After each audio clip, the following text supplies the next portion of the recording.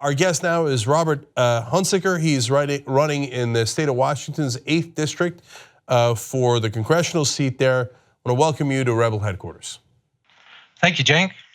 All right, Robert, you've got a Republican there, even though the state of Washington is overall very progressive, but in your district, why do you have a Republican incumbent in that district? It's a couple things. One is he's a good old boy, and this is kind of a good old boy area. But the district has changed dramatically. This used to be very Republican friendly, and it's been a very purple district for the most of the time it's been around.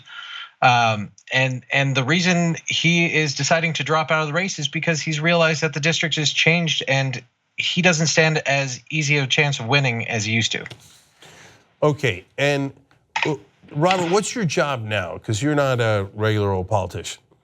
No, I'm what's known as a user experience designer.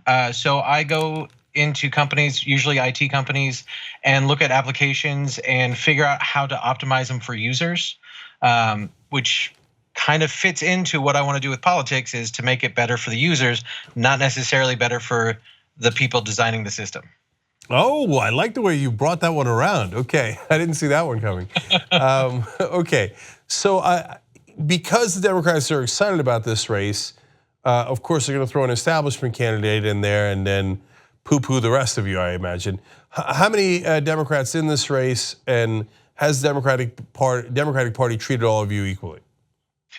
Well, it's kind of an ebb and flow with the Democrats jumping to the race. Right now, I think we're at 5.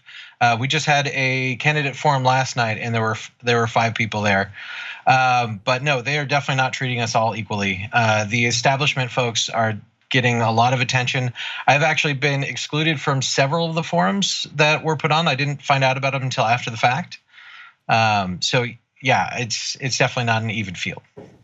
So that's why I want to do Rebel headquarters, because how else is Robert supposed to get out his message? If the Democratic Party doesn't even invite you to the forums, and are they blocking your access to the voter rolls too? Yes and no. So they're blocking it in a way by not responding to my request for the voter rolls. They pretend like they never even got the messages, and I never get a hold of anybody specifically to go to it. When I talk to people at the forums, they say you just need to get an LD endorsement, which is not what they're telling Sarah. So we'll believe it when we see it. Sarah, that you're referring to, is Sarah Smith, also running in the state of Washington. She's a Just Democrat running as a progressive challenger to Adam Smith, who is the establishment Democrat incumbent in that case. For the Democrats. So look, in talking to a lot of you progressive candidates out there who are uncorrupted, not taking corporate PAC money, it seems like whether the Democratic Party intends to or doesn't intend to, in effect what they're doing is saying, if you take corporate money and hence raise more money, we will call you more legitimate and then give you extra help, creating a cycle of encouraging you to take corporate cash, and then of course do the bidding of those corporations. And you can hear that from the other candidates when they try and defend their position about taking money. It's, we got to look at the facts. The only way to win a race is money. It takes money to compete with the Republicans, but none of them have raised nearly as much as Dino Rossi, who is the Republican currently they're running against. So they're never going to catch up with that gap. He started off with, I think it was about $1 million, and they're just fumbling behind. So they're never going to catch up with him, and it's a failed model, and that was proven in the 2016 elections. The paradigm for how to win a race is not money anymore. So Robert, you say that you're not taking any corporate PAC money, but on top of that, you say you want to go further and permanently end money in politics. What do you mean by that? Yeah, so I was actually part of Wolfpack here in Washington, and I believe in getting corporate money out completely. I believe in public financing of elections, and I've signed a bunch of promises. So I've signed the American Promise, I've signed Candidates with a Contract, and the Contract for American Renewal. These all hold me accountable to banning corporate money and reversing all the decisions, including Citizens United, that have put us into the system we're in now. Look, I want to give people the links to help Robert immediately. I want you to take a look at this, and it's in the description box below on YouTube if you're watching this on YouTube, and in the comment section on Facebook. RobertHunsiker.com, and then you got the donation to volunteers. Now, Robert was a volunteer for Wolfpack, so he knows how important volunteering is. Warriors always beat mercenaries. So yes. So get out there and fight the good fight. And Robert, Washington voted 73-27 for Bernie Sanders over Hillary Clinton during the primaries. So what are your positions? Do they line up with Bernie Sanders?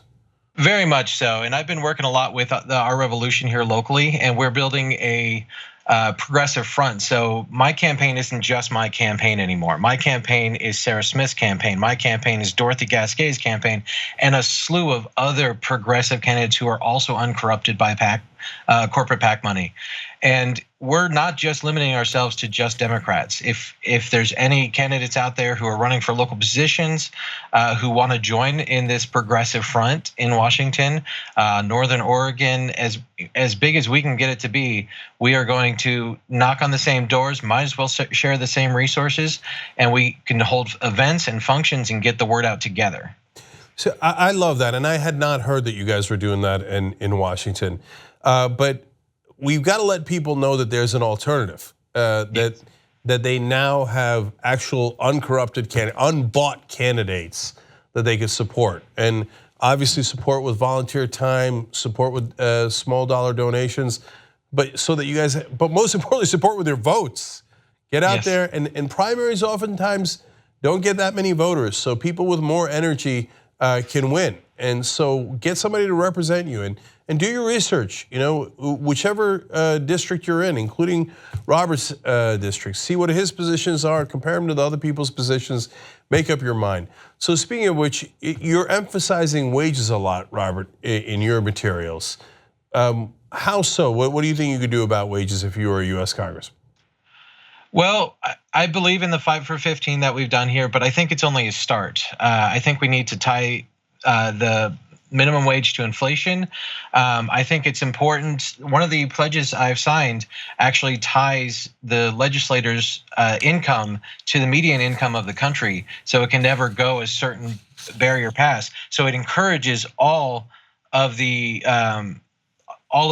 representatives to improve the lives of Americans, so that way their life can improve as well.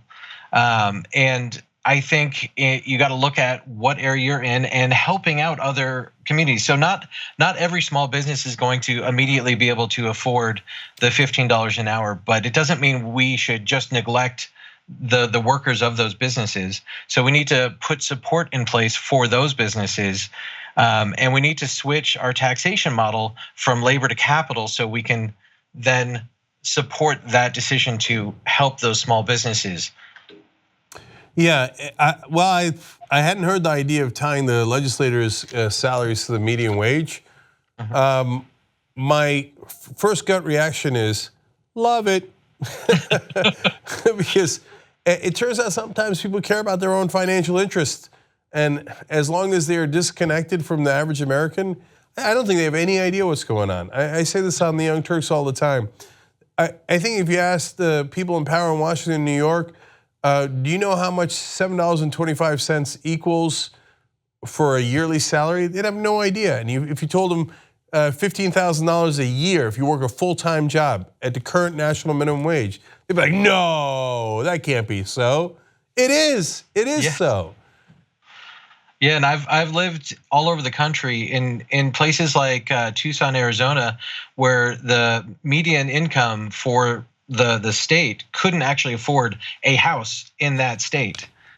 It's just ridiculous, and we need to increase the lives for the working class in this country. Robert Hunsiker fighting the good fight as a progressive in the state of Washington. Go out there and get involved. Thank you, Robert. We appreciate it. Thank you very much.